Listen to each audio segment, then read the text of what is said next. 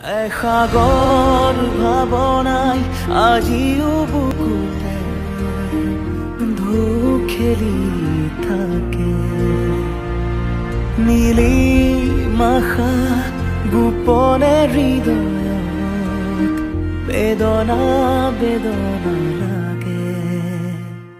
নমস্কাৰ, এইটো আছিল আমাৰ আহিবলগীয়া গীত। আমাৰ পিংকল প্ৰতীশ সকলোৱে চিনি পায়, সকলোৰে মৰমৰ। গতিকে পিংকল প্ৰতীশ চেনেলত এইটো আহিবলগীয়া এটি গীত, আধৰুৱা সপোন। আৰু খুব কম সময়ত বনোৱা এটি গীত।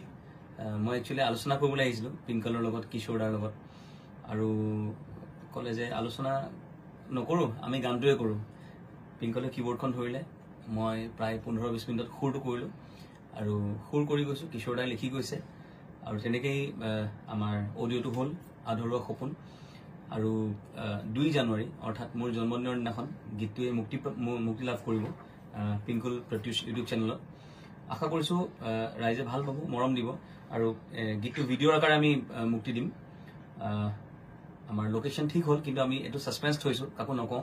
খুব ভাৰতৰ খুব সুন্দৰ এটা মনোমোহা লোকেশ্যনত গীতটো ভিডিঅ' শ্বুট হ'ব 15 তাৰিখৰ পৰা।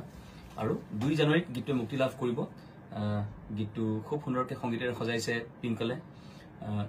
সুৰ কৰিছোঁ মই, কিশোৰ দাই লিখিছে। আৰু কিশোৰ দাৰ ডাইৰেকশ্যনত গীতটো খুব সুন্দৰকৈ ভিডিঅ' এটি আমি প্লেন কৰা হৈছে। আশা কৰিছোঁ সকলোৱে ভাল পাব। আৰু সকলোৰে আশীৰ্বাদ বিচাৰিলোঁ, মৰম বিচাৰিলোঁ। 2 জানুৱাৰী আধৰুৱা সপোন। তুমি হলা আধৰুৱা সপোন।